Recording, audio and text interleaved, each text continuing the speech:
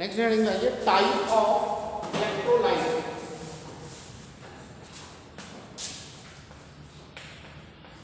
Type of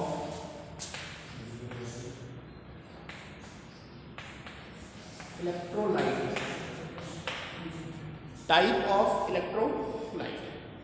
देखो बच्चों, जो इलेक्ट्रोलाइट होते हैं उनको उनके डिसोसिएशन के बेसिस पे हमने दो भागों में डिवाइड किया है, ठीक है।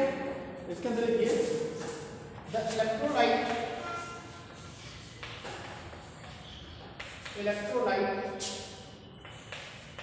Is classified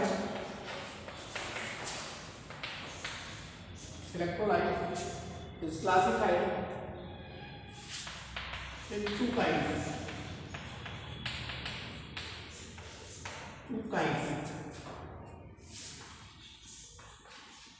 on the basis of their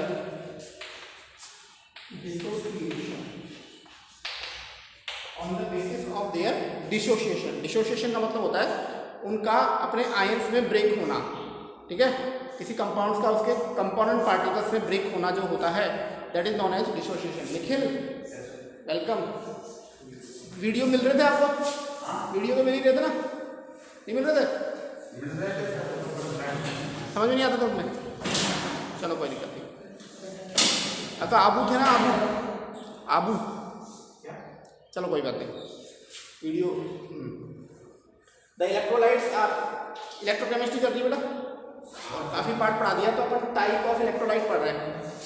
और टाइप ऑफ इलेक्ट्रोलाइट के अंदर हम पढ़ रहे हैं कि the electrolyte are classified into kind on the basis of their dissociation, ठीक है। इलेक्ट्रोलाइट के डिसोसिएशन के बेसिस पे हमने इलेक्ट्रोलाइट को दो भागों में बांटा है। कौन कौन से दो भाग हैं? पहला है strong electrolyte,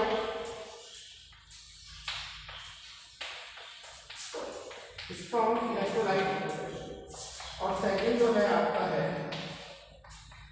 weak electrolyte. Strong electrolyte और दूसरा जो है आपका कौन सा है? Weak electrolyte. तो हम इनको डिफरेंस करते हुए पढ़ लें अपन इनको। What is the difference in between strong electrolyte और वीक इलेक्ट्रोलाइट, है ना। तो डिफरेंस ये लिख लो, क्या डिफरेंस है स्ट्रॉन्ग इलेक्ट्रोलाइट में और वीक इलेक्ट्रोलाइट में? Strong electrolyte and weak electrolyte. तो इस टाइप का हम लिखेंगे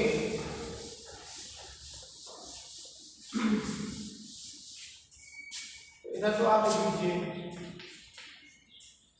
स्ट्रॉन्ग इलेक्ट्रोलाइट और इधर लिख लीजिए आप वीक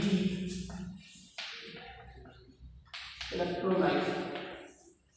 इधर तो लिख लीजिए स्ट्रॉन्ग इलेक्ट्रोलाइट और उधर लिख लीजिए वीक इलेक्ट्रोलाइट। देखो बेटा, स्ट्रॉन्ग इलेक्ट्रोलाइट को जब उनके एक्वस सॉल्यूशन में डिसॉल्व किया जाता है तो दे आर कंप्लीटली आयोनाइज्ड।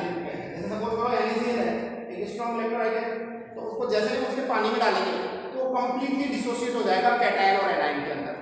यदि ऐसी प्रॉपर्टी किसी इलेक्ट्रोलाइट में पाई जाती है तो वो जो होते हैं स्ट्रॉन्ग इलेक्ट्रोलाइट कहलाते हैं। जबकि अपने लास्ट ईयर आरएमएस थ्योरी में पढ़ा था इक्विलिब्रियम में ये चीज़, ऐसे इलेक्ट्रोलाइट जिनका कंप्लीट, जब उनको एक्वस सॉल्यूशन में लाते हैं तो कंप्लीट आयोनाइजेशन नहीं होता, पार्शियली आयोनाइजेशन होता है, वो कहलाते हैं वीक इलेक्ट्रोलाइट्स। समझ में आ गया? देखो इसके अंदर those electrolyte which are completely ionized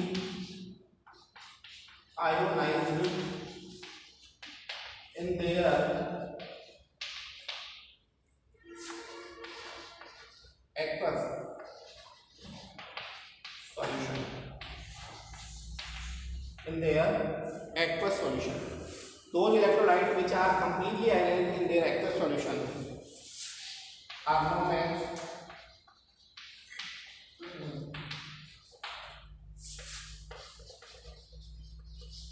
strong electrolyte. उनको हम स्ट्रॉन्ग इलेक्ट्रोलाइट कहते हैं, जो एक्वस सॉल्यूशन में कंप्लीटली आयोनाइज हो जाते हैं, 100% आयोनाइज। मैं तो क्या कहूँगा, इसको लिख लो ब्रैकेट में 100% आयोनाइज, उनको हम क्या कहते हैं, स्ट्रॉन्ग इलेक्ट्रोलाइट, ठीक है। और वीक इलेक्ट्रोलाइट में क्या लिखोगे, those electrolyte which are not completely ionized, bracket में लिखो partially ionized,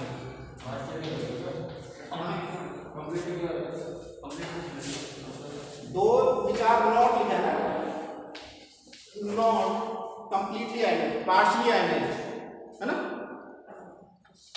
are known as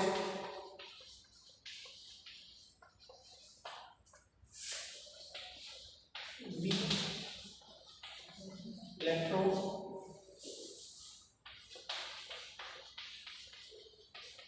electrolyte, जो कंप्लीटली आयोनाइज्ड नहीं होते हैं,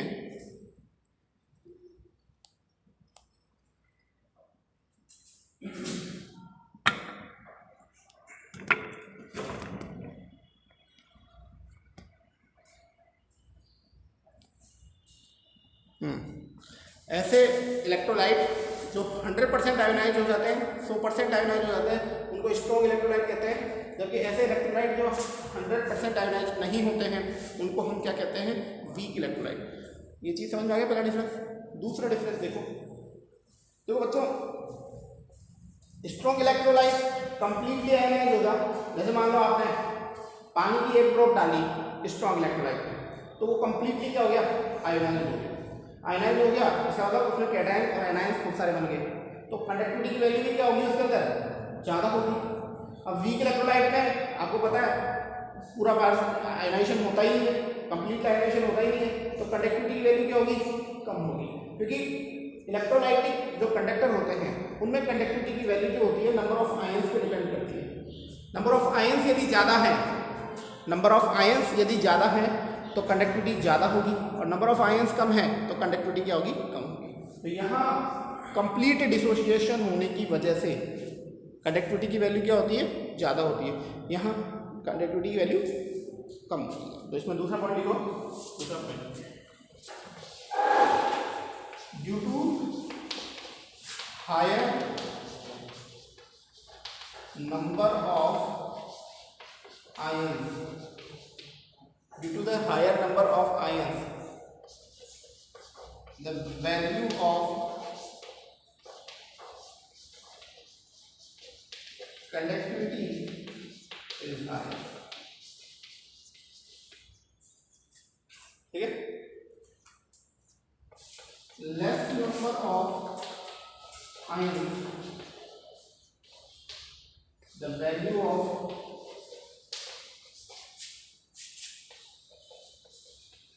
conductivity is lower, ठीक है।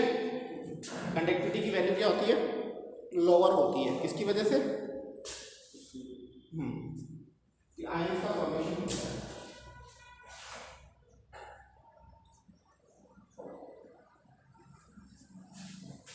ओके, तीसरा और महत्वपूर्ण पॉइंट सुनो, जिसके बेसिस पे हम कॉलराउस का प्रिंसिपल पढ़ेंगे। देखो बेटा सुनो, स्ट्रॉन्ग इलेक्ट्रोलाइट जो होता है ना, उसकी नंबर ऑफ आयंस किसी भी कंसंट्रेशन पे बराबर होते हैं। मतलब एक बूंद पानी की डालोगे तो भी आयंस उतने ही होंगे, 10 बूंद डालोगे तो भी उतने होंगे, एक बाल्टी डालोगे तो भी उतने आयंस होंगे, क्योंकि वो हर एक कंसंट्रेशन पे कंप्लीटली आयनाइज होते हैं। They are completely ionize at each and every concentration. But weak electrolyte के केस में क्या होता है कि पानी कम डाला तो कम आयोनाइज होंगे, जैसे जैसे पानी डालते जाएंगे तो वो आयोनाइजेशन का अमाउंट क्या होता जाएगा, बढ़ता जाएगा। बात समझ में आ रही क्या नहीं, कि भाई जैसे सपोज करो अपन ने सोडियम क्लोराइड लिया एक बीकर में और उसके अंदर क्या डाल दिया, सोडियम क्लोराइड, तो चाहिए आप कम पानी डालो तो ज़्यादा पानी, आयंस उतने ही बनेंगे जितने कम पानी में डाला हो। पानी is also criteria of concentration.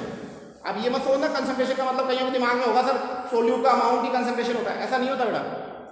Suppose करो आपने 1 ग्राम चीनी ली और 1 ग्राम चीनी में आपने 1 कप पानी डाला, तो और फिर उसके बाद में 2 कप पानी डाला, तो 1 कप वाले की कंसंट्रेशन ज़्यादा होगी और 2 कप वाले जो उसमें कंसंट्रेशन कम होगी, क्योंकि सोल्यूट के अमाउंट बढ़ाने घटाने से कंसंट्रेशन चेंज होती है, सॉल्वेंट का अमाउंट बढ़ाने घटाने में भी कंसंट्रेशन चेंज होती है। बात समझ में आ गई ना आपको? क्लियर हो गया? यदि सॉल्वेंट का अमाउंट ज़्यादा है तो कंसंट्रेशन कम होगी और सॉल्वेंट का अमाउंट जो है कम है तो कंसंट्रेशन ज़्यादा होगी। सोल्यूट का अमाउंट ज़्यादा है तो कंसंट्रेशन ज़्यादा और सोल्यूट का अमाउंट कम है तो कंसंट्रेशन कम। दोनों मुद्दे समझ में आएगा? तो मैंने क्या किया कि स्ट्रॉन्ग इलेक्ट्रोलाइट ले लिया और उसमें 1 कप पानी डाल दिया और कंडक्टिविटी मीटर लगा के कंडक्टिविटी चेक करी। सपोज करो कंडक्टिविटी जो आई है मेरी वो तो ओम इनवर्स सेंटीमीटर से आई। अब मैंने 2 कप पानी डाल दिया तभी भी वैल्यू क्या आई 4 ओम इनवर्स। फिर 3 कप डाला तो भी क्या आई? बताओ कंसंट्रेशन चेंज करने पर कंडक्टिविटी में कोई फर्क पड़ रहा है क्या स्ट्रॉन्ग इलेक्ट्रोलाइट के केस में? क्यों? कि they are completely ionized in each and every concentration. तो हम ये कह सकते हैं क्या कि भाई स्ट्रॉन्ग इलेक्ट्रोलाइट जो होते हैं उनकी कंडक्टिविटी को हम जो है डिटरमाइन कर सकते हैं कंडक्टिविटी मीटर से, बता सकते हैं कि फलाने इलेक्ट्रोलाइट की कंडक्टिविटी क्या है, ये है। क्यों? Always constant in any concentration, they never change the conductivity value with the change of the concentration of the electrolyte. Clear होगी? Because they are completely 100% ionized at each and every concentration. हर एक concentration पे वो completely क्या होता है? Ionise होता है। बात समझ में आ गई? लेकिन वीक इलेक्ट्रोलाइट के केस में क्या होता है कि पानी कम, मतलब कंसंट्रेशन जैसे मान लो ज़्यादा है तो कम डिसोशिएट होंगे और कंसंट्रेशन यदि कम होती जाती है वैसे वैसे डिसोशिएट, मतलब सॉल्वेंट का अमाउंट बढ़ाते जाते हैं ना तो amount of degree of dissociation बढ़ता जाता है। कि सपोज करो वीक इलेक्ट्रोलाइट केस में सपोज करो एक एग्जांपल लेते हैं एसिडिक एसिड, ये वीक इलेक्ट्रोलाइट होता है। इसमें आपने एक बीकर लिया और बीकर में 1 कप पानी डाला तो इसकी कंडक्टिविटी सपोज करो कितनी आई 50 ohm centimetre inverse, ohm inverse centimetre inverse. फिर इसमें 1 कप और डाल दिया, अब हो गई इसकी 52, फिर 1 कप डाल दिया फिर हो गई 55, फिर हो गई 57। क्यों? क्योंकि जैसे जैसे आप पानी डालते जाओगे तो सॉल्वेंट का क्या असर होता है? सॉल्वेंट का अमाउंट बढ़ेगा। तो आपको पता है वो पढ़ा होगा कौन सा? Dielectric constant. डाइलेक्ट्रिक कांस्टेंट में पढ़ाया था। डाइलेक्ट्रिक कांस्टेंट जो होती है सॉल्वेंट की स्ट्रेंथ होती है to break the solute into the component particles. तो सॉल्वेंट जैसे डालते जाओगे तो सॉल्वेंट क्या करेगा? डिसोशिएट करता जाएगा। ठीक है, तो धीरे धीरे कंडक्टिविटी बढ़ती जाएगी। तो हम क्या कह सकते हैं कि वीक इलेक्ट्रोलाइट की जो कंडक्टिविटी है हम उसको डिटरमाइन नहीं कर सकते। मैं आपसे ये नहीं कहूँगा कि हाँ भाई एसिटिक एसिड की इलेक्ट्रो कंडक्टिविटी बता, तो आप ये कहोगे सर आपका क्वेश्चन पूछने का तरीका गलत है। क्यों? पहले ये बताओ कंसंट्रेशन कितनी ली है आपने, जबकि स्ट्रॉन्ग इलेक्ट्रोलाइट में आप कह दोगे ये है, कहीं भी जाके चेक करवा लीजिए। हाँ नहीं वो तो यार अब तो तुम 12वीं के स्टूडेंट हो, ये तो मैं लिख दूंगा यहाँ पे स्ट्रॉन्ग है कि वीक है। हाँ मैं तुम्हें स्ट्रॉन्ग और वीक बता दूंगा, लेकिन अभी मैं तुमसे कहूँ कि सोडियम क्लोराइड की इलेक्ट्रोलाइट कंडक्टिविटी बताओ तो तुम 2 मिनटों में बता दोगे, क्योंकि किसी भी लैब में चेक करा लो ये कंडक्टिविटी आएगी। क्योंकि किसी भी कंसंट्रेशन पे उनकी कंडक्टिविटी की वैल्यू चेंज नहीं होता, क्योंकि वो किसी भी कंसंट्रेशन पे कंप्लीटली आयोनाइज होते हैं। लेकिन वीक इलेक्ट्रोलाइट के केस में क्या होता है? हर एक कंसंट्रेशन पे अलग अलग आयन्स होते हैं, नंबर ऑफ आयन्स अलग अलग होते हैं, तो उनकी कंडक्टिविटी क्या होगी? चेंज होगी। तो मैंने जैसे पूछा आप एसिडिक एसिड, ये तो तुमको पता है ऑलरेडी कि एसिडिक एसिड वीक इलेक्ट्रोलाइट है, मैंने बता दिया। अब मैंने कहा एसिडिक एसिड की कंडक्टिविटी बताइए, तो आप कहोगे सर आपका क्वेश्चन पूछने का तरीका गलत है, पहले ये बताओ किस कंसंट्रेशन पे आपको कंडक्टिविटी चाहिए। तो इसलिए बाय द स्ट्रॉन्ग इलेक्ट्रोलाइट की कंडक्टिविटी हम डिटरमाइन कर सकते हैं, जबकि वीक इलेक्ट्रोलाइट की कंडक्टिविटी हम डिटरमाइन नहीं कर सकते हैं। क्यों? क्योंकि उनके नंबर ऑफ आयन्स जो हैं अलग अलग कंसंट्रेशन पे अलग अलग होते हैं, इसलिए उनकी कंडक्टिविटी की वैल्यू भी जो होती है अलग अलग कंसंट्रेशन पे अलग अलग होती है। बात समझ में आई है तो हाँ करो, लिखो इसके अंदर आगे लिखिए, उसके अंदर तीसरा पॉइंट। आइए आज कैसे सो गए थे क्या जल्दी? विनोद सर को फोन ही नहीं किया आपने?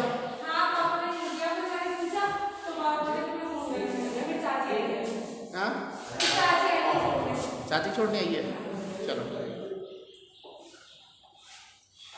ठीक है। नेक्स्ट पॉइंट लिखिए, we can determine the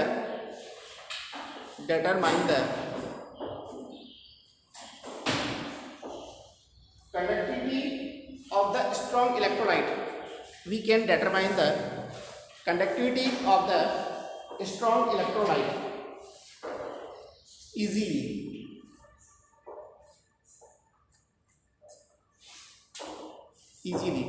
Because the strong electrolyte contain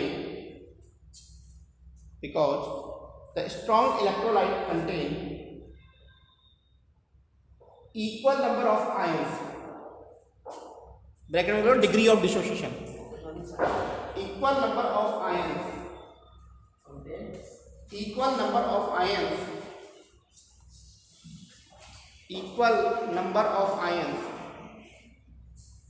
at each concentration.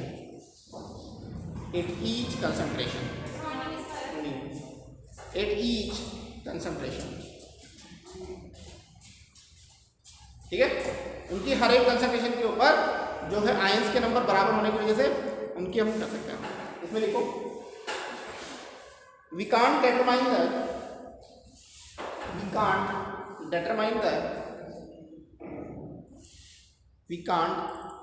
the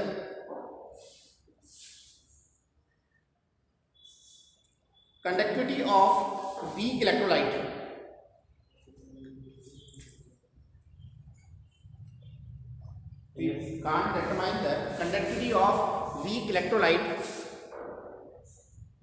because the number of ions, degree of dissociation, because the number of ions bracket में लिखना degree of dissociation is different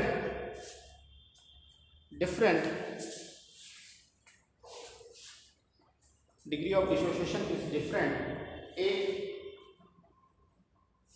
each concentration. The number of ions is different at each concentration. एक different concentration लिख लो, each की जगह क्या लिखोगे, at different concentration. समझ में आ गई बात आपको कि स्ट्रॉन्ग इलेक्ट्रोलाइट की कंडक्टिविटी हम क्यों डिटरमाइन कर सकते हैं, क्योंकि ईच एंड एवरी कंसंट्रेशन पे उनके नंबर ऑफ आयंस बराबर होते हैं। और वीक इलेक्ट्रोलाइट का डिसोसिएशन जो होता है पानी सॉल्वेंट बढ़ाने के साथ साथ बढ़ता है, तो हर एक कंसंट्रेशन में क्या होगा, अलग अलग आयंस होंगे, तो कंडक्टिविटी की वैल्यू अलग अलग आएगी। तो हम बता नहीं सकते कि ये है क्या है, तो उसके लिए अपन क्या पढ़ेंगे, कोलरॉफ का प्रिंसिपल पढ़ेंगे।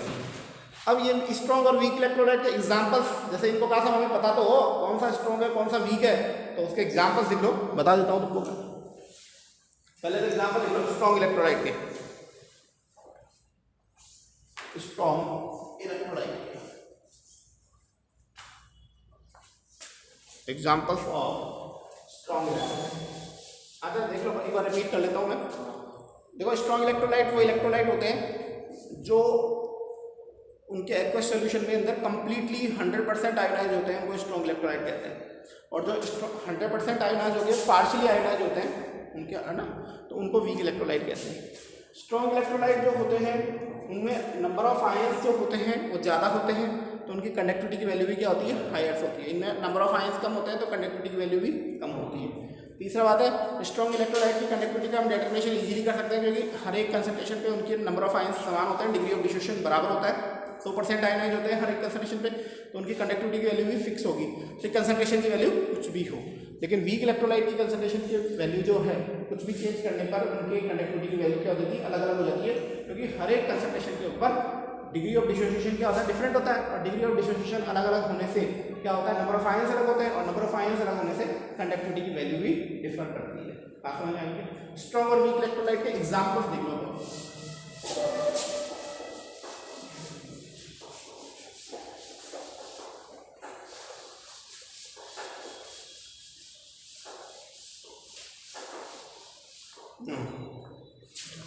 देखो बेटा,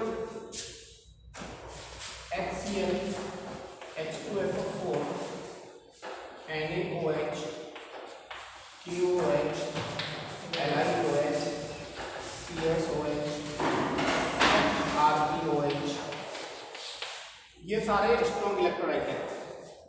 ठीक है, वीक इलेक्ट्रोलाइट कौन कौन से हैं, देखो NH4OH, CH3 COOH है ना, POH का होल ट्वाइस, CaOH का होल ट्वाइस, ठीक है, NaOH का होल ट्वाइस।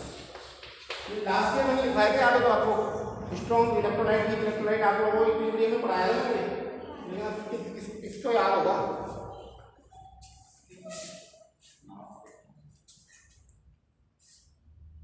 हो गया?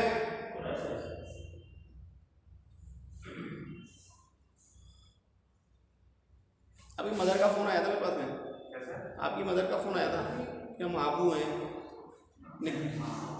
आबू थे क्या आप? अब आ गए? मदर यही थी, आप आबू थे? और है क्या कोई? पता नहीं किसी का फोन आया था, निखिल, फिर और कोई होगा। अच्छा निखिल एक 12th क्लास में भी है यार, 11th में भी है निखिल, उसका फोन आया निखिल, है? चलो समझ में आ गया आप लोगों को? अब तो पहचान लेगा ना कौन सा स्ट्रॉन्गर कौन सा वीक है, ठीक है? और यदि नहीं हुआ तो 11th क्लास की इक्विलिब्रियम की बुक में और भी बहुत सारे एग्जाम्पल लिखे होंगे, इक्विलिब्रियम वाले चैप्टर में पढ़ा दिया था मैंने 11th में। अब एक क्वेश्चन कराना मैं भूल गया था आप लोगों को, मोलर कंडक्टिविटी, स्पेसिफिक कंडक्टिविटी और इक्विवेलेंट कंडक्टिविटी क्वेश्चन है। देखो बेटा सुनो, क्वेश्चन बहुत बार पूछा जाता है, कई बार एग्जाम में पूछा जाता है, कॉम्पिटेटिव एग्जाम में पूछा जाता है। क्वेश्चन ये है कि जब हम डाइल्यूशन की वैल्यू बढ़ाते हैं, when we increase the value of dilution, then the value of molar conductivity and equivalent conductivity is increased, but the value of specific conductance or its conductivity is decreased. What is the reason about that? Behind that? समझ आ गया? Question क्या था कि जब हम dilution करते हैं, देखो बेटा डाइल्यूशन का और कंडक्टिविटी का एक रिलेशन होता है जनरली, कि जैसे जैसे डाइल्यूशन बढ़ाते हैं ना, तो जो कंपाउंड इलेक्ट्रोलाइट है वो अपने आयनों में डिसोसिएट होना शुरू हो जाता है, और जितना ज़्यादा डाइल्यूशन बढ़ाएंगे डिसोसिएशन उतना ही बढ़ेगा, है ना? क्योंकि dilution is directly proportional to degree of dissociation, and degree of dissociation is directly proportional to number of ions, and number of ions is directly proportional to the conductivity. तो जैसे जैसे हम डाइल्यूशन बढ़ाते हैं तो मोलर कंडक्टिविटी की value और equivalent conductivity की वैल्यू तो क्या होती है? इंक्रीज होती है, बट द स्पेसिफिक कंडक्टेंस और conductivity value is decrease. What is the reason behind that? लिखो क्वेश्चन को।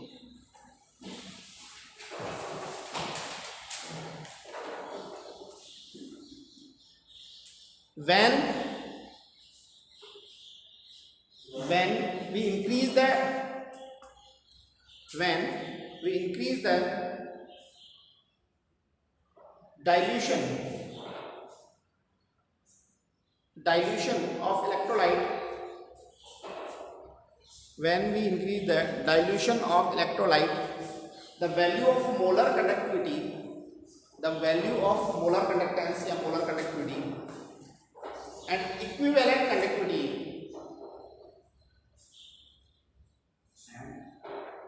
value of molar conductivity and equivalent conductivity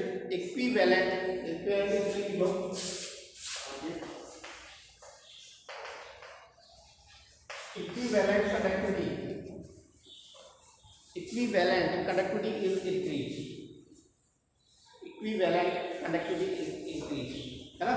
equivalent conductivity की वैल्यू क्या होती है? इंक्रीज होती है ना? But the value of specific conductance is decrease. What is the reason behind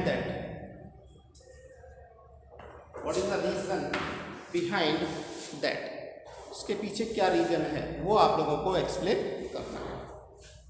देखो बेटो, वर्बली मैं पहले समझाता हूँ आप लोगों को, फिर लिखवा दूंगा इसको मैं।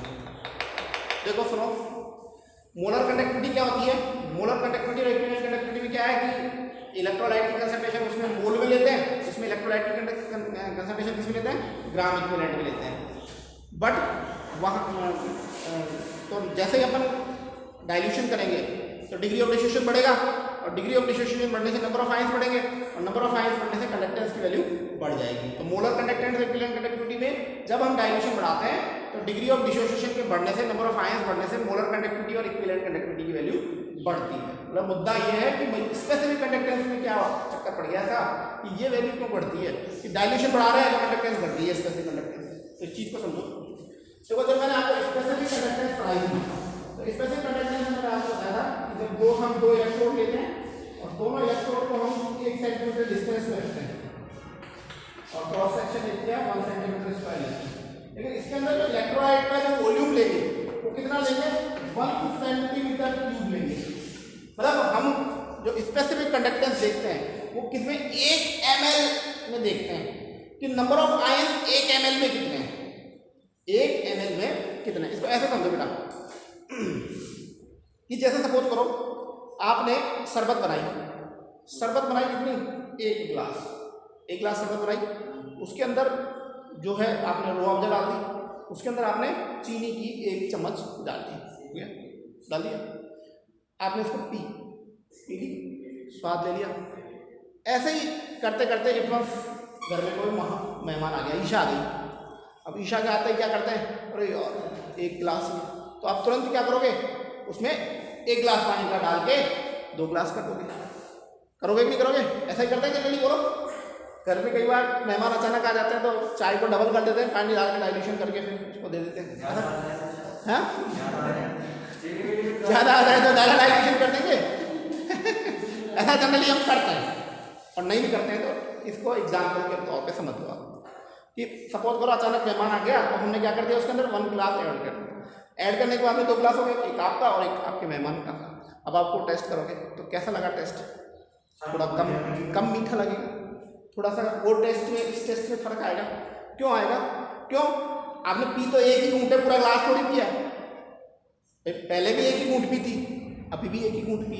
सपोज करो पहले भी आपने 1 ml ही पिया था, सपोज करो 1 ही ml की चुस्की ली है, अभी भी 1 ही ml की चुस्की ली है, तो पहले उस 1 ml में स्वाद बढ़िया था और अभी वाले 1 ml में थोड़ा हल्का पड़ गया स्वाद। इसका मतलब क्या हुआ कि जो चीनी के जो आयंस या पार्टिकल्स थे 1 ml में पहले ज़्यादा थे, अब 1 ml में अब कम हो गए। अरे यारों फिर एक बात बताओ, ये चीज़ समझ में क्यों नहीं आ रही? तो अरे पहले हमने जब डाइल्यूशन नहीं किया था तब 1 ml में नंबर ऑफ आयंस ज़्यादा थे सोडियम क्लोराइड के, और अब आपने क्या कर दिया इसके अंदर डाइल्यूशन, तो 1 ml में नंबर ऑफ आयंस घट गए, फीकी लड़ने लग गई शरबत। तो हमको क्या देखनी है, स्पेसिफिक कंडक्टेंस, और स्पेसिफिक कंडक्टेंस डिपेंड करती है number of ions which are present in the 1 centimetre cube और 1 ml सॉल्यूशन। तो जब हम डाइल्यूशन इंक्रीज करते हैं तो number of ions are decrease in the 1 ml of solution. और तुम्हें पता है 1 ml में आयंस घट गए, आयंस घट जाए तो कंडक्टिविटी घटती है, इसलिए स्पेसिफिक कंडक्टेंस घटती है। बात समझ में आई है तो हाँ करो, आई क्या कुछ? सब लिख लो, लिखिए when we increase the dilution,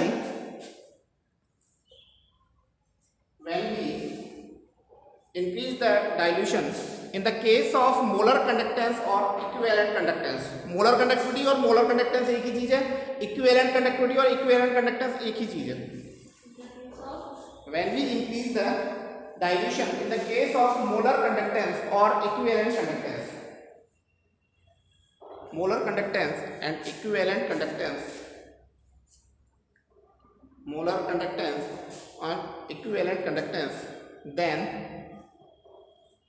the value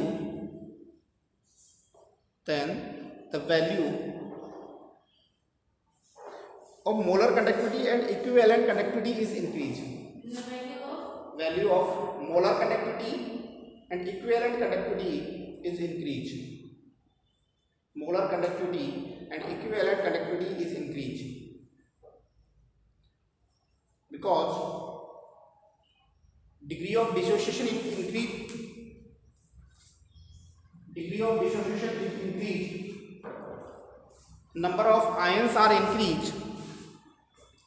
Number of ions are increased. Number of ions are increased.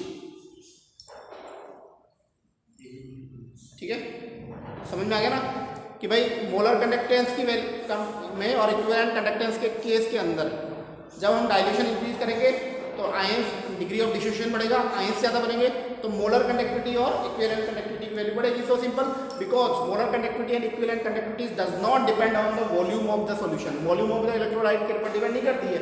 मैंने सीधी कंडीशन बताई है, मोलर कंडक्टिविटी और इक्विवेलेंट कंडक्टिविटी, मोलर कंडक्टिविटी और इक्विवेलेंट कंडक्टिविटी होती है जब मोलर कंडक्टिविटी जब हमारे पास में सॉल्यूशन में 1 मोलर सॉल्यूशन का इलेक्ट्रोलाइट हो, इलेक्ट्रोड 1 सेंटीमीटर डिस्टेंस पे हो, इलेक्ट्रोड का क्रॉस सेक्शन एरिया जो है 1 सेंटीमीटर स्क्वायर हो, दैट कंडीशन जो भी हमारे पास में कंडक्टिविटी आएगी वो मोलर कंडक्टिविटी होगी। और ग्राम इक्विवेलेंट में इलेक्ट्रोलाइट की कंसंट्रेशन होती है तो वो हमारे पास इक्विवेलेंट कंडक्टिविटी है।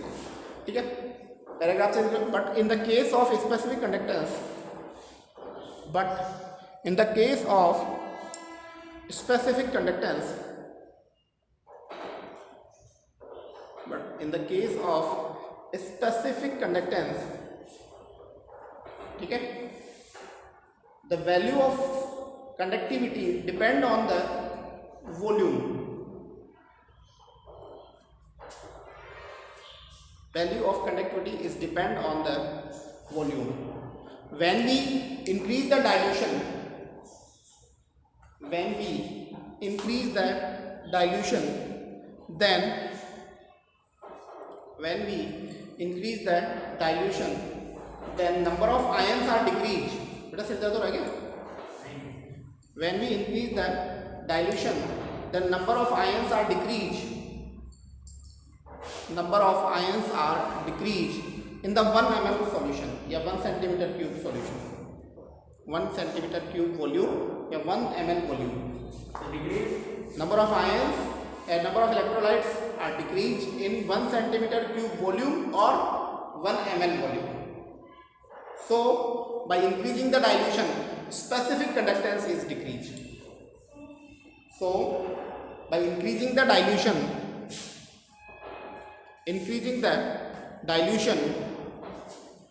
the value of specific conductance is decreased.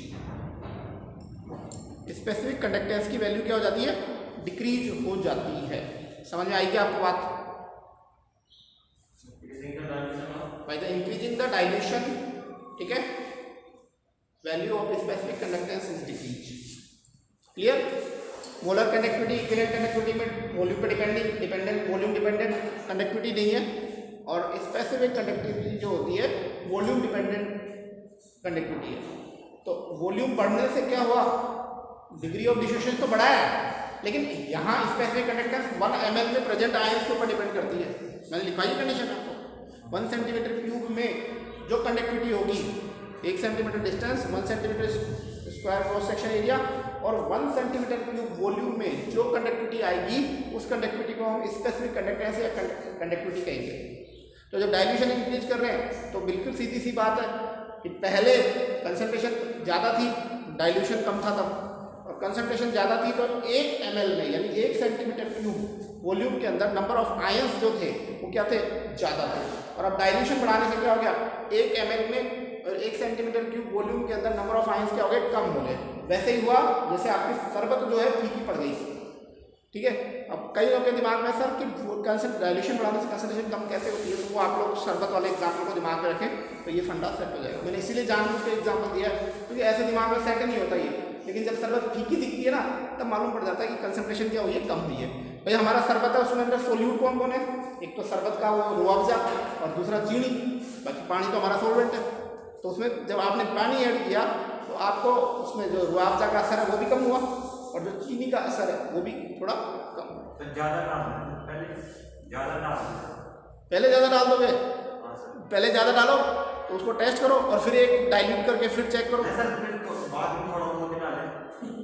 बाद में ऊपर से वो डाल दो तो बराबर हो जाएगा, कोई दिक्कत नहीं। सोल्यूट देखो, सोल्यूट का अमाउंट ऐड करोगे तो कंसंट्रेशन बढ़ेगी और सॉल्वेंट का अमाउंट ऐड करोगे तो घटेगी। समझ में आ गया? हाँ, अब वो ऊपर से डालता रहे निकालता रहे वो तेरी मर्जी है, कोई दिक्कत नहीं। अपन को समझना था ये पॉइंट। समझ में आ गया क्या? ये एग्जाम में फेमस क्वेश्चन है, ये इंपॉर्टेंट कर दो इसको।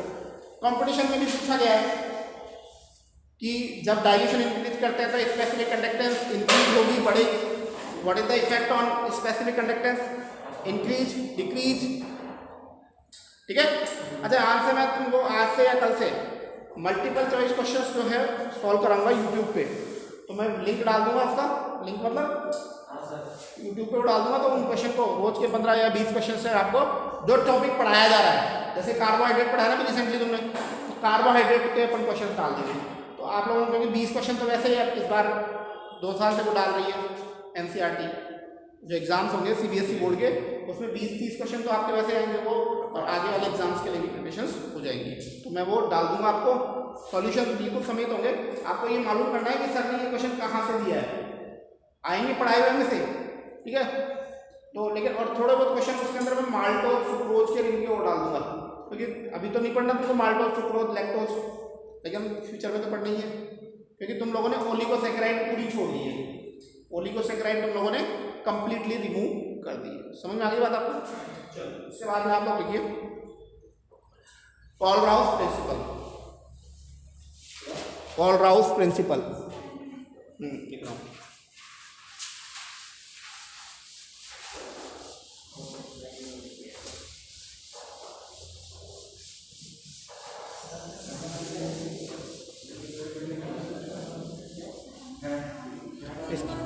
हाँ हैं पढ़ाता हूँ ना पापा, कहाँ पे आते हैं, लेकिन वो अभिषेक जी ने कल ऐसे बोला है कि मेरा सिलेबस थोड़ा पीछे चल रहा है, तो इस वजह से मैं 11 में लेता हूँ, 2 पीरियड लेते हैं, कोई दिक्कत थोड़ी है। अपना सिलेबस तो अच्छे से चल रहा है। अपने देखो कितने चैप्टर हो गए हैं, हेलो एल्केन, हेलो एरीन हो गया, एल्कोहल फिनोल ईथर हो गया, और एल्डिहाइड कीटोन, कार्बोक्सिलिक एसिड हो गया, एमाइंस हो गया, कार्बन, 5 चैप्टर तो अर्निंग में करा दी मैंने कंप्लीट। उसके बाद में मैंने सॉल्यूशन करा दिया छठा, है ना। सॉलिड यदि हट जाएगा तो ठीक है, नहीं तो वो भी करा दूंगा मैं, वैसे तो हटेगा वो चैप्टर मुझे लग रहा है जहाँ तक है। अभी और एक बार रिवाइज होकर आया सिलेबस, है ना। तो सॉलिड वैसे काफ़ी मैंने 50% करा दिया सॉलिड, दिखा होगा आप लोगों ने यूट्यूब वीडियो। और इलेक्ट्रो जो चल रही है, ये इलेक्ट्रो भी 5-7 दिन में खत्म हो जाएगी, ठीक है ना। तो जिन चैप्टर्स में ज़्यादा टाइम लगेगा इलेक्ट्रोकेमिस्ट्री, बस इसकी प्रैक्टिस करवानी है मुझे, जो मैं यूट्यूब से करवा दूंगा, क्वेश्चंस कैसे आते हैं, बड़े क्वेश्चन, छोटे क्वेश्चन, तो उन क्वेश्चंस को विशेष ध्यान से देखना आप इलेक्ट्रो, है ना। हो सकता है तो मैं इलेक्ट्रो के डाल दूंगा आज क्वेश्चन, आज इलेक्ट्रो के डाल दूंगा, लेकिन इलेक्ट्रोकेमिकल सेल नहीं पढ़ाना तुम लोगों ने। इलेक्ट्रोकेमिकल पढ़ तो रखा है, लेकिन आपने 11th में पढ़ रखा है, गैल्वेनिक सेल नहीं पढ़ रखा क्या? हो ही नहीं सकता यार, गैल्वेनिक सेल कैसे नहीं पढ़ाया मैंने? पढ़ाया गैल्वेनिक सेल, अलोन करके ट्रिक बताई, अलोन पढ़ाया था।